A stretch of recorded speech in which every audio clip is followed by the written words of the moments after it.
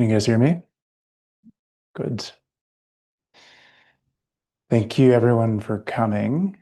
This is fun and strange to be up here. Thank you to Roshi. This place is an embodiment of her. Wouldn't be here without her. And thank you to any friends that I see here. Um, and thank you to the residents too. This place would not be possible without all of the residents who work very hard to make it possible. So sincere appreciation. Uh, how did I get here? I think that's what I'm supposed to talk about. This is a way-seeking mind talk. Talk about sort of how you ended up seeking the way. And many questions arose when I started thinking about this question. It's like, where did this begin? I have to make some choices. And I wasn't sure where to start. And then I realized that I should start in a grungy library bathroom in the Perry Castaneda Library at UT Austin, which is where I used to love to study as an undergraduate student. It's this big hulking concrete building. It's really ugly. And in the fifth floor bathroom, there was this wall of the bathroom that sort of became this wall of graffiti and cartoons. And one evening, I was enjoying the graffiti and the artwork, and I saw a new one that I hadn't seen before. And it was a stick figure running with a butterfly net. This is a sort of recreation that I drew today. And the caption was, "Everything is interesting." And that really struck me. I was like, yeah, that's true.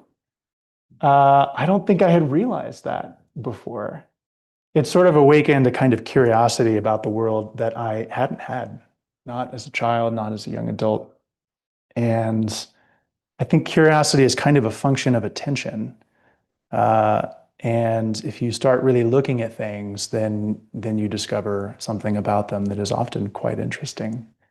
And that was like a little bit of an awakening for me, actually. It sort of reminded me of something from my childhood that Kodo alluded to. I think he has a picture of it too. Anybody have this book when they were a kid? Yeah. There's a lot of wisdom in Calvin and Hobbes. There's treasure everywhere. And so I started realizing that that was true. And I became much more interested in the world than I had been when I was younger, which is kind of strange. It seems like, I don't know, I think most people they feel some continuity between who they were as a kid and you're like, oh yeah, I was a curious kid, curious adult. I wasn't a curious kid. I needed to learn it from a cartoon in in the bathroom in the library where I studied as a student. Uh, and that changed things for me, and it changed my interest. It changed what I was reading, and before too long, my college roommate and I were reading a lot of Alan Watts. Maybe some of you had read Alan Watts. He wrote a book called The Way of Zen, and that was my first introduction to Buddhism at all. And it was very different from anything that I had ever read before. It was very interesting. And so we read some more, and we were really excited about it. And my roommate's mother actually was a Zen practitioner, as it happens. She had been through a tough divorce. She had found a teacher. She had taken Shikai. And so she was a sort of natural first teacher. And she taught us how to sit comfortably. And she taught us how to follow the breath. And then she said, you know, if you're really interested in this stuff, you should probably go try it out somewhere. And she said, there's a place you could go. It's called Tassajara. Maybe some of you have heard of it. So Tassajara is a mountain monastery associated with San Francisco Zen Center. It was one of the first American Zen temples, among the first, established. And it's in California, inland from Big Sur. It's very beautiful. They used to have a guest season in the summer months. They don't after COVID anymore, but you could go there and offer your labor for room and board. So you could go there and you just live for free and they feed you and you sit zazen with the community, go to the Dharma talks, and you just work. You help run the place in the summer. It was perfect for us. We didn't have any money, but we could get ourselves to California. And so we went. I stayed longer than my friend. I ended up staying the summer into the fall, and was on the one hand, it seemed kind of weird. Uh, Chanting was very foreign to me. Zazen was hard. I mostly daydreamed. But there was something else. The practitioners who were there was a sort of earnestness and an intentionality that I had not seen before in others.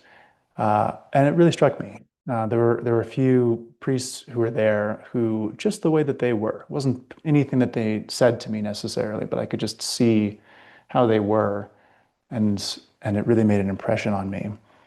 Um, and there was something else that really made an impression on me when I was there. The sort of wooden block that we hit with a mallet to sort of call people into Dharma talks or to zazen is called the Han. And there's usually an inscription on it. And the inscription on the Han at Tassajara is actually very similar to a verse that we chant in the evenings here. And the verse read, "Great is the matter of birth and death, each moment passing, gone, gone. Awake, each one awake, do not pass this life in vain." And I was 22 years old and I was like, oh my God.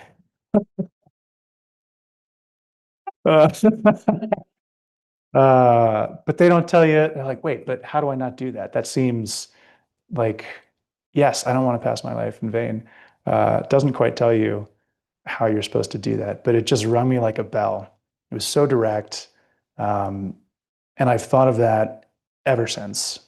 And more recently, when I was preparing for this talk, I came across something that Dogen had written. Dogen was the founding um, sort of Zen master of our school in 13th century China. And he wrote, "When one phrase or verse permeates your body and mind, it becomes a seed for illumination." And that seemed like a seed for me, just stuck in me. Um, so when I was at Tassajara, my job was to work in the guest dining room. Everybody has a job, got to earn your keep. And I was basically waiting tables, sort of like typical table service. The food was really good. And so I was waiting tables on guests.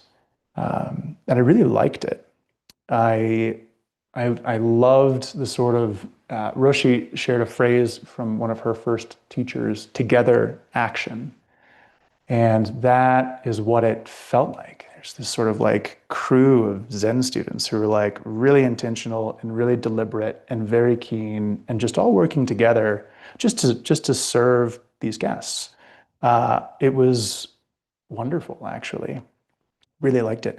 I had no idea what I wanted to do with my life at that point. And I thought maybe this is what I should do. I liked also the idea in Zen that food is medicine. This is something that we chant before every meal. And that struck me too. I was like, huh, food service. And so when I left Tassajara, I got a job waiting tables in Austin, Texas, and it was not the same.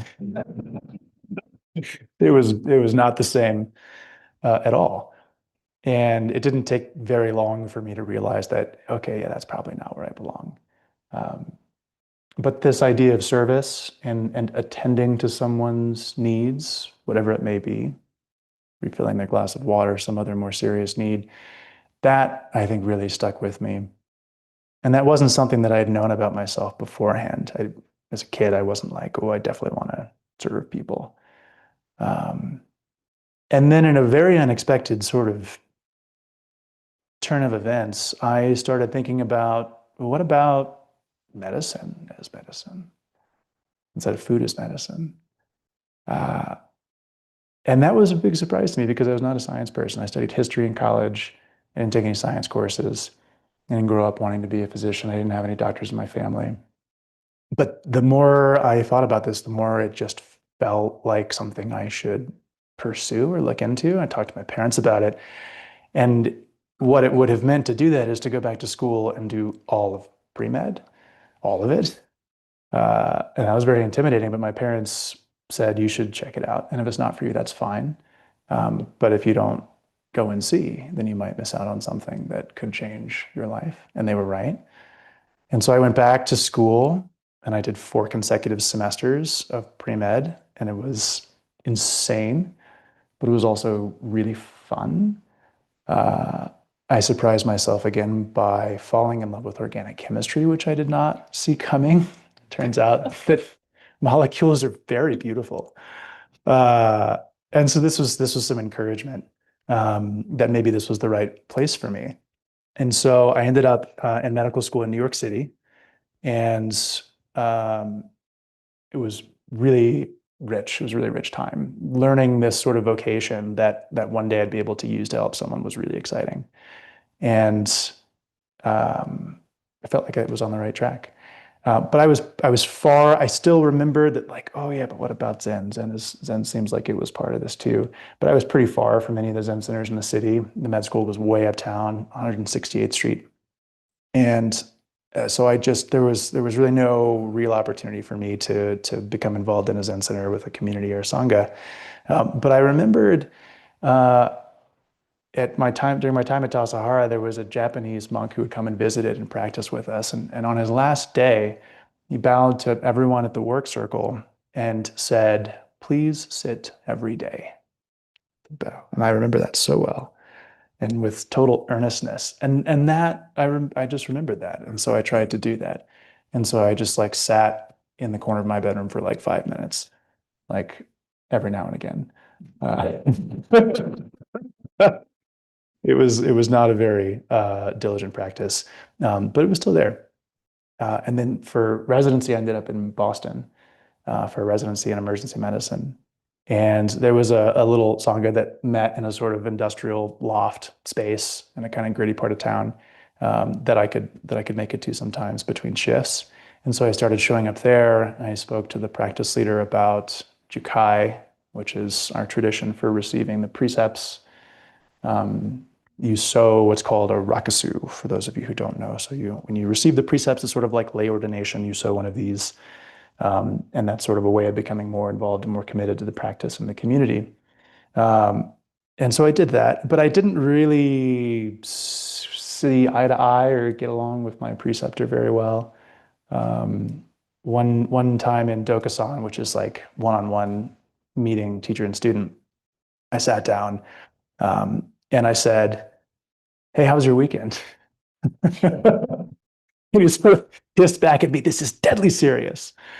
And he was right. He was definitely right. I think he thought I was kind of a musclehead. Um, so it didn't really feel like I sort of had a teacher that I saw eye to eye with. But my work was also kind of becoming a teacher. I work in the emergency department. Uh, Very difficult place to work and to practice. It's just very good at triggering all of your own edges. It's stressful, and people get frustrated and they shout and they're intoxicated, and you see horrible violence and terrible tragedy and loss. And it just sort of whatever you got, whatever your own personal edges are, like they're gonna get brought up in a place like that. And it also taught me a lot about the nature of suffering as well. I I mean, I saw every day at work old age, sickness, and death just over and over and over again. Um, Despair, suicide, substance abuse, violence, um, all of it right there. It feels to me sometimes like working in the ER, it feels like there's this big dish on top of the hospital that sort of collects all of the pain for miles and then like focuses it into this laser beam of concentrated pain right onto my desk, uh, which sometimes is a lot. But it teaches you something too about the nature of suffering and the nature of karma too. You see the way things are connected, and action begets action, and you start to see the ways that afflictions like substance use has deep roots with other things that probably relate to other experiences an individual has had, or that their parents have had, or their family has had, or their parents' parents. You start to perceive these sort of branchings and roots that just connect and go back quite deeply. Um, and there's one patient that I saw that I feel like really illustrated both of these things for me. He was probably in his 30s, and he had been driving his vehicle drunk, and he had run his car into a couple of state police cruisers who had like a just a road checkpoint or something. Um, and I think there was even someone's private vehicle there. He just plowed into it. Nobody was killed. It's astonishing that nobody was killed, and he was fine. And so he's brought in. He's profoundly intoxicated. He's cuffed to the stretcher in his room, and he's just screaming, like screaming at the nurses, screaming profanities. And I was sitting at my computer down the hall, and I could just feel my blood slowly starting to boil. My blood pressure started rising. And then eventually he said something, and it just sort of kicked it loose. And I got up and I walked to his room, and I just laid into him.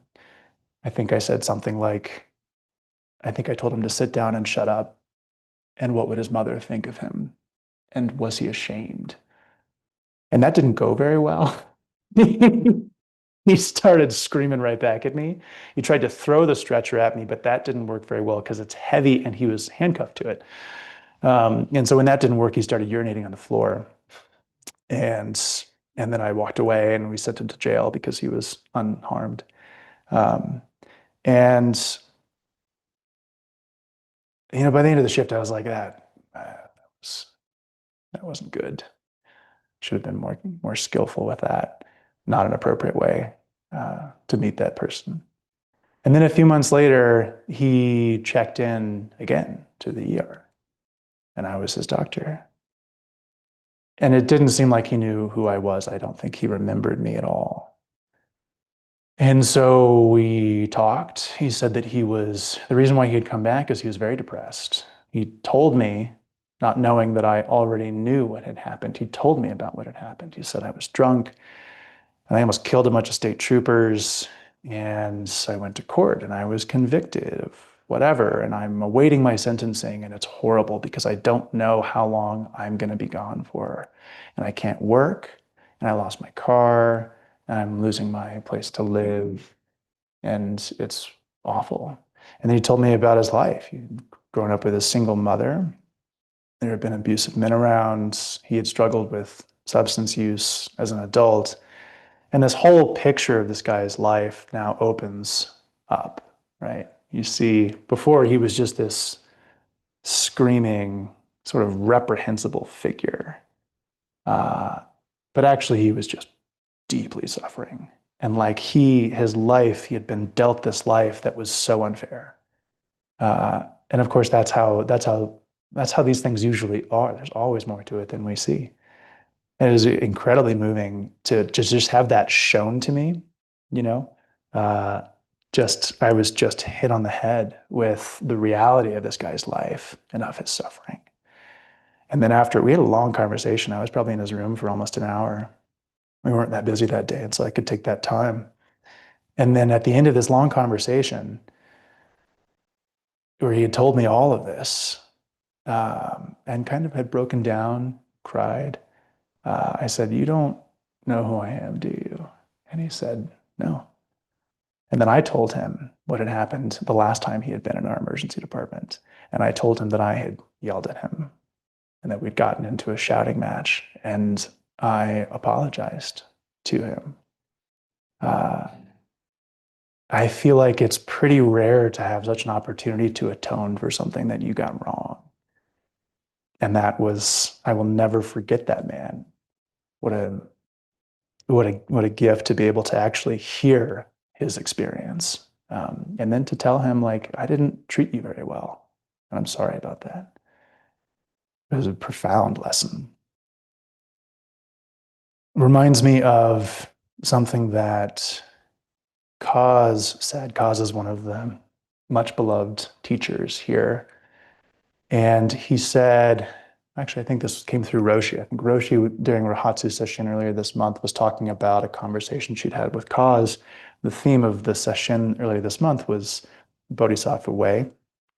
And uh, and Kaz said something like, we think of bodhisattvas as people who selflessly sort of help others. And Kaz said, sometimes it's the people who are most in need of assistance who are also bodhisattvas. Man under the bridge, or the intoxicated person who almost killed a bunch of people because of his recklessness. They can also be bodhisattvas. Uh, that's what that felt like for me. One time Roshi called me when I was at work and she was with Kaz, and I was like, oh, hey, I'm at work. And Kaz was like, oh, how wonderful. You can help your patients to awaken, which I'd never thought about my job in those terms before. Very Kaz. Um, but I wonder also if our patients can help us to awaken also. It's certainly how I felt in terms of the gratitude I feel towards this patient.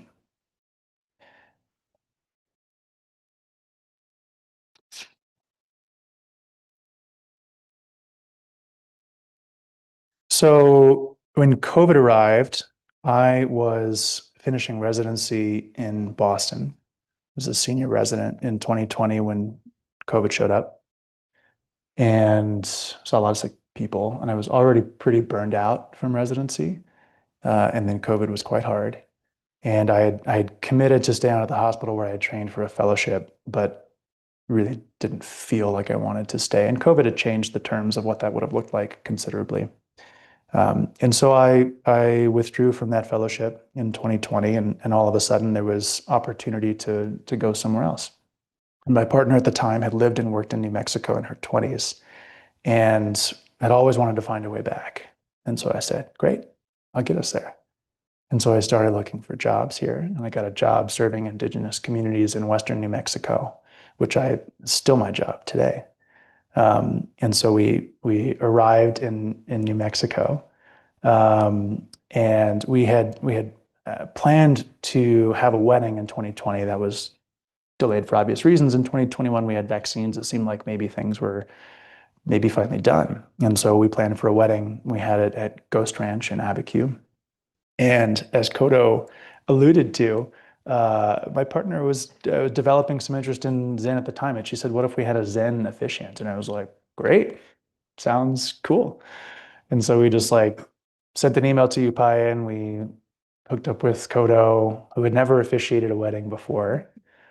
And the way he tells the story is he was like, talked to Roshi, he was like, so how do I do this? And she like gave him, some like scripts that she'd used for weddings that she'd officiated. And she was like, just take out all the Buddhist stuff.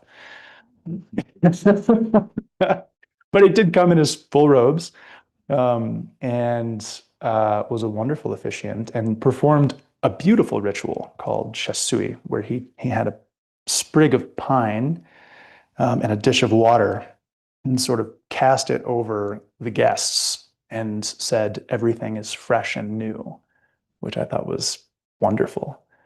Um, but COVID had been pretty hard on our relationship. And there were problems that were unresolved from even before. And they didn't get better. And then one day, maybe about 15 months after Ghost Ranch, I was working an evening shift at the hospital. It was probably 10:30 p.m. It's busy. And I walked out to my car, and a man that I didn't know approached me, and he knew my name, and I didn't acknowledge him. And when I opened the door to my car, he sort of tossed a manila envelope of documents into my car. They were divorce papers. And so that was the end of that. Uh, it was surprising, but it also was not completely surprising. Um, there had been challenges for a long time, and it is very painful, of course. You lose a partner. It's hard to lose a partner, and you also sort of lose a life in a way.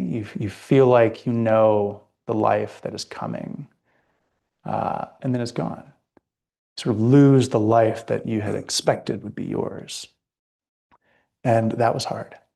Um, but it was also extremely illuminating, kind of in the same way that work in the hospital can be illuminated. It just casts your edges into this like white hot light.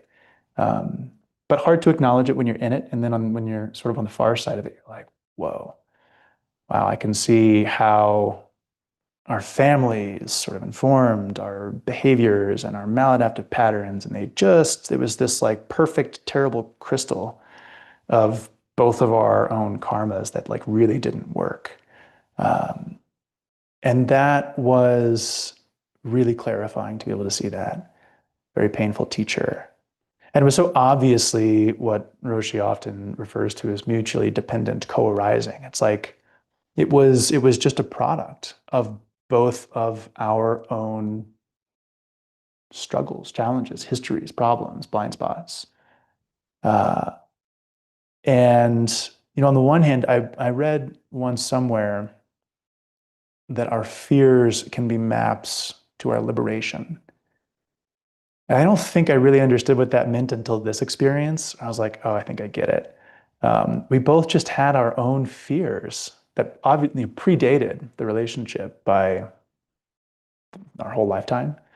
Uh, and it actually was kind of the answer. It's like the way that things arose, you're like, oh, this is what you need. This is your deepest vulnerability, and vice versa, right? It's actually sort of was clarifying, was sort of showing us like what needed attention. Um, but it didn't go that way, and that's okay. Um, a friend who recently went through loss of a relationship as well shared something recently that I thought was so beautiful. She said, he freed us from a future that neither of us would have wanted. And there's so much generosity in that statement. When she said that, I was like, just what you mean. Wow. Um, so I was sort of feeling like my life was in pieces at this time. It was not at all what I thought was going to happen. There was a lot of uncertainty. Uh, Kodo invited me to sit Rahatsu Sesshin. This was in 2023. It was the first time I'd sat Sesshin in 12 years. And it was beautiful just to sit with the community and to feel like, um, yeah, to feel like I wasn't alone. And this is the first time I met Roshi in Dokusan. And when I sat down across from her, I felt like I was like holding on to this high voltage wire. It's very intense. Um, Much later, I told Roshi about this, and I was like, it doesn't feel that way anymore. She said, that's too bad.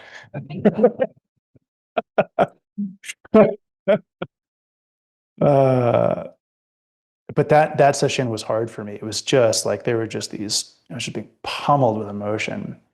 And so I asked her, what do I do with this? And she offered a line from the Song of the Jewel Mirror Samadhi, which is one of the sort of core texts of our tradition.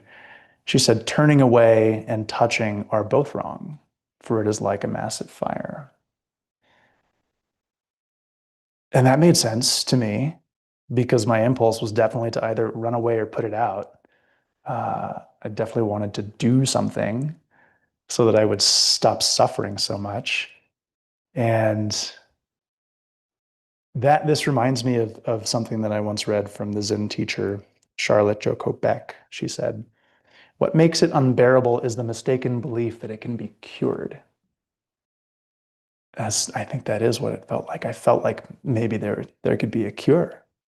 Um, there's another line in the same poem, The Jewel Mirror, that I also found helpful that actually Fuxin mentioned in his Dharma talk during Rahatsu Sesshin. Um, the line is, complications are auspicious. Do not resist them. This comes up a lot in our tradition. There's a well-known story that Roshi also has shared of an old Zen master named Joshu. And a student comes to Joshu and says, when great difficulties come upon us, how can they be avoided? And Joshu says, welcome. Really like that. So it seems to be something like in this, complications are auspicious, do not resist them. This is important in some way to our practice and our tradition. Why, why do we do that? Why do we emphasize that complications are auspicious?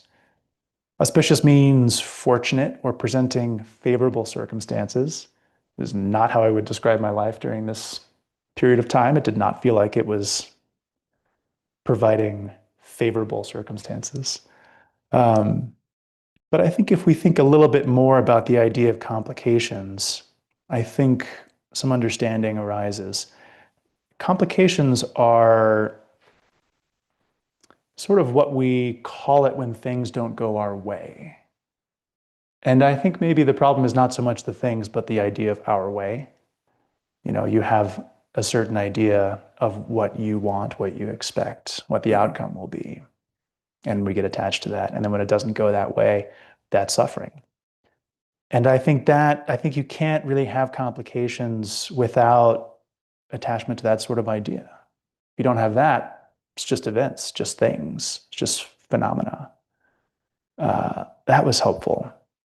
And I started to get interested in the idea of becoming more intimate with my complications. And there's a wonderful practice in Japan that some of you may know about or have heard about. It's called kintsugi. Anybody heard of this? So kintsugi is a way of repairing broken dishes, ceramics. And so here, when I, you know, growing up, I break something, I usually would throw it away. I think that's kind of the sort of style of our culture. Um, this practice in Japan is a method of repairing broken ceramics. And then once you've sort of glued it back together using this sort of resin from a tree, then you gild the seams with a golden dust. It's beautiful. And so I mean, the idea is sort of straightforward, right? It's like you really embrace the way in which something broke. You sort of embrace the imperfections. You embrace and enhance and sort of highlight the way in which something broke. They're sort of like scars. And I love this idea. It's sort of like it wants to bring you closer to complications instead of wanting to throw it away or to move away from it. And so I thought maybe this would be good for me to do, but I didn't have anything that I needed to repair. And so I realized that I was going to have to break something that was maybe important to me. And so I chose my favorite bowl and I decided that I would break it. Um, and so one day I just stood in my kitchen and this was actually really hard to do. I had to like count to 10 and then I just dropped it. And I think Kodo has a photo of the aftermath. It broke into many pieces, and I was very alarmed because this is supposed to be a metaphor from like my life, right? And so I drop it and it breaks. There are like so many tiny shards that you can't see. I had to like move the refrigerator to like there are a lot of pieces. And my immediate reaction was like, oh, this can never be repaired. So I can never be repaired. Oh no. But it took me a year and a half. And I studied the fragments. I became intimate with them. You had to, it's sort of like a puzzle. There are some tiny little slivers, and you're like, where does that even go? But the more familiar you become with them, you start to see how they go back together. And it took me a long time, but it's a bowl again. That's it. Yeah. So this is a very moving object for me now because I relate to it intensely. And I think the lesson for me is that, I mean, it took a long time, and it took some patience, and there were definitely moments when it was very frustrating, and I said, I'm done with this. Uh, I broke pieces into further pieces, trying to get them back together. And then you'd have these complicated sections that would have to go together, and then they would just fall apart and collapse because the resin wasn't binding them tightly enough. It was hard. Um, but it only could come back together through patience and slowness and some tenderness and really close attention. I had to really be quite careful and to see how things went back together just so. Um, and so after this, I started becoming more involved with things here at Upaya. I need to move faster. Fortunately, Kodo kind of mentioned many of them already. Um, Dinan invited me to create and co-teach a retreat for physicians here called Inner Practice of Medicine, which we've done for 2 years, which has been quite powerful. There's a lot of suffering in terms of healthcare providers, and to be able to give something back to them has been quite moving. Um, and Dinan also invited me to join a trip to Japan last spring with Roshi and many of the priests here and many of Roshi's friends, which was very surprising because pretty much the only person who knew me was Kodo. Um, and so went to Japan. It was very beautiful. And there was this one afternoon, we were leaving this beautiful small temple in the countryside. And Roshi was walking just ahead of me. And she sort of spins around and points at me and says, "I want your hair." And I was quite confused. I was like, Roshi has pretty nice hair already.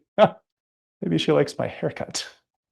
Uh, it took me like it took me like 3 days before I was like, oh, in our tradition, when you ordain as a priest, you shave your head. And I was like, is that what she means? I was very confused. Um, and so this sort of, I just kind of just folded that back to the side and I was like, okay, interesting. Um, and then in the fall, I was part of the Nomads trip with Dinan. And as many of you probably know about the Nomads trip, for those of you who don't, it's a medical trip that Roshi has been led for decades to Himalaya in Nepal, to remote mountain villages that have really tough access to medical care. And this for me was sort of, there's something that's very striking to me about Upaya is that so much of what it does tends to be an offering that is geared towards people who are in caring professions, and specifically healthcare. And it was very surprising to me to be like, I've got these two currents in my life. There's medicine and there's in Buddhism. And then I just tumble into this place in a totally accidental way where they're sort of braided together, which has been quite beautiful. And that very much feels like a sort of, feels like a home for me, which I could not have imagined. And when we were in Nepal, um, I'll tell this story quickly because we're coming up on time. Um, so most of the villagers would come to sort of where we had set up our clinic, and we got word that there was one patient who was too sick to come. And so Dinan and I and Ongmo, who's a Nepali member of the team, who's extraordinary, we went on motorcycles to do a sort of house call. And we come into this stone room. We find a woman probably in her 60s who we immediately can appreciate is very sick. She's breathing very quickly, very shallowly. Her legs are very swollen. Her belly is like super distended and tense like a drum. And this is what happens when you have liver failure. And so she was totally apparent to us that she was in liver failure. And basically the dying liver weeps this fluid into the belly and it just accumulates and you can have 5, 6, 7, 8, 9 liters of fluid in your belly. It's very uncomfortable. Um, and it was clear that she was critically ill. And the prospect of a helicopter evacuation from 13,000 feet to Kathmandu was not possible. And even if we'd been able to arrange that, was every likelihood that she would die in Kathmandu, totally removed from her family, which would not have been a good outcome. And we sort of communicated that sense to the family. I think they already kind of knew as well. And we left. And the Western doctor in me that is trained to do things, I was thinking about, well, how can I make this better? And there's a procedure we can do in the hospital called a paracentesis. Basically, you put a needle into the belly and you take out the fluid. And it's palliative. It doesn't cure anything, but it can really provide a lot of relief. It's so uncomfortable to have your belly full of fluid like that. But it comes back. It's temporary. And I said to Dinah, and I said, I think I could probably like scavenge the equipment to do this here for her. Dinah was like, I don't know if we should do too much here. I said, but I think it would really help her. And I sort of pushed. And she said, okay. And so I cobbled together all the stuff that I needed. Usually you have a kit that has everything you need for this. We didn't have that. We just barely had the things to do it. And so we went back, we got a tiny little angiocatheter, put it in, IV tubing. And usually in the hospital, you have vacuum bottles that sort of suck out the fluid really quickly. We didn't have that. I had a 50 cc syringe that I basically had to pump 50 cc's at a time. We did like 4 liters and just 50 cc's at a time. It took hours. Um, and she was so much more comfortable. She was able to tell us through her family, thank you, I feel better. Her breathing had improved. She looked better. And so we left and felt like we had done something to help her. And then we came back the next day to check on her, and a family member met us out front and said that she died. She died that night. My immediate thought was, did I kill her? There are risks with these procedures. We talked about them with the family. You can cause bleeding. You can cause fluid shifts that can have cardiovascular effects. There can be electrolyte effects. And we were flying blind. We had no lab work, so we didn't really know how sick she was. And I was sort of distraught by the question of, did I harm this woman? Or was she irreversibly dying and we provided her comfort and relief in the last moments of her life? Either one could be true. And I will never know which one it is. And then the next thought that rose for me is, what if the family thinks that we killed her? And that was almost even worse because that would have jeopardized the trust of the whole village and the team. That was a very disturbing thought to me. And then the rest of the family came out and they had these beautiful silk scarves called katas. And in Nepal, you sort of drape them over the necks of guests or people that you wish to honor. And that's what they did. They came out and they just put katas around their necks. And it was immediately clear that they saw that we were just trying to help, and maybe we had helped, and that there was no recrimination or blame or anything. They saw that something that Roshi will talk about in terms of what she wants this trip to sort of do to the clinicians who go is to teach them something about care when cure is not always possible. It's usually the other way around in this country. We're taught how to cure, but not necessarily to care. And it very much felt like they saw us trying to care for this woman, even when there was no cure. There was no cure for her. She was going to die no matter what. And they met us with such warmth. It was quite beautiful. And I think of that man, the Bodhisattva, who maybe can help me to awaken just a little bit more.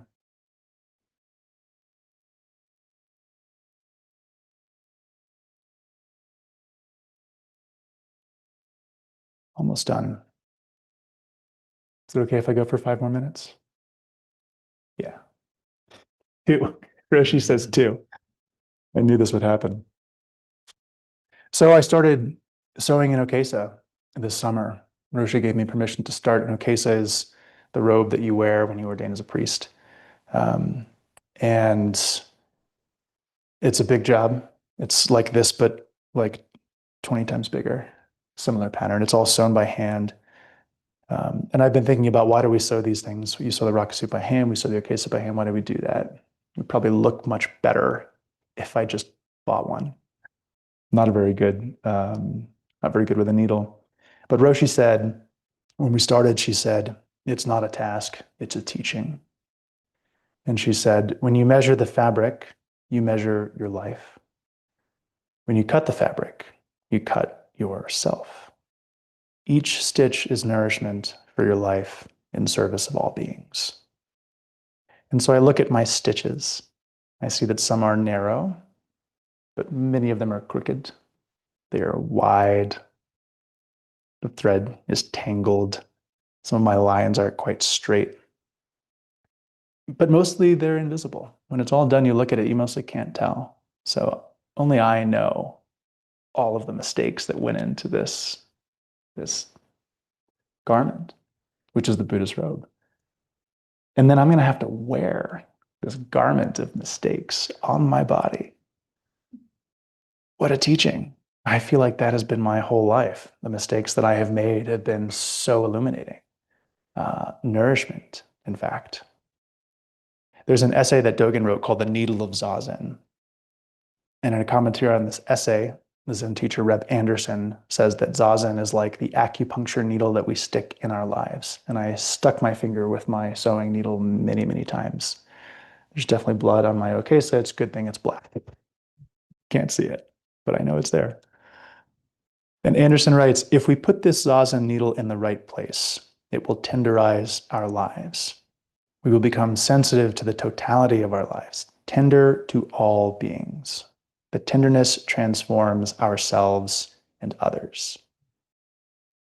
And so tenderness for me is something that has come up a lot in the last few years. Fushun talked about it in one of his Dharma talks during Rahatsu session earlier this month. Losing a partner is hard, especially if it's unexpected. It's not what I thought my life would be like. But these experiences have furnished many gifts. I probably would not be here right now if all of those events had not transpired just as they did. And I'm very grateful to be here right now. But I think the most important gift for me has been a sense of tenderheartedness. It sort of has broken me open and changed me in that way. The needle of these experiences has tenderized my life. So Dogen, in his youth, went to China to learn from the great Chinese masters, and then was there for a number of years and came back to Japan to establish Zen Buddhism in Japan. And there are a number of stories about what he said when he came back. But there's one that I came across that I think came from D.T. Suzuki. Somebody says, and what did you bring back with you? You've been gone a long time. And Dogen says, not much, just a tender heart. I love that. Not much, just a tender heart. That's how it feels for me. The name for the ordination ceremony in our tradition is Tokudo, which means home leaving, which I'll do in almost exactly 1 month with Tak and Choro. Where's Choro? Yes. I'm going to lose all my hair. I think it's going to be shocking. But I wonder also if it can be home leaving, but can it also be homecoming? That's how it feels to me. This has been a long and winding path for me, or at least it has felt that way. Dogen said, when you first approach the way, you remove yourself from its neighborhood. This finally feels like my neighborhood. I'm going to close with a poem. More than 2 minutes. I'm sorry, Roshi. This is a poem by Jane Hirschfeld. Long ago, someone told me, avoid or. It troubles the mind as a held out piece of meat disturbs a dog. Now I too am 60. There was no other life. I think to me, the reason why that has so much resonance is that word or. To me, I think what she means is these dreams, regrets, attachments, projections, thoughts of this other life. When will I get there? When will the dreams be realized? And we can spend a lot of time in that place thinking about the life that we lost or that we wish we had. And I think the lesson for me has been let go of or. This has been a totally remarkable path, and I am so grateful for it. Instead of just remaining attached to this sense of some other life, we can just accept exactly what we have. Broken fragments, the edges, the pieces. And I think there's a lot of nourishment there. I'm going to read this poem one more time and then we'll end. Long ago, someone told me, avoid or. It troubles the mind as a held out piece of meat disturbs a dog. Now I too am 60. There was no other life. Thank you.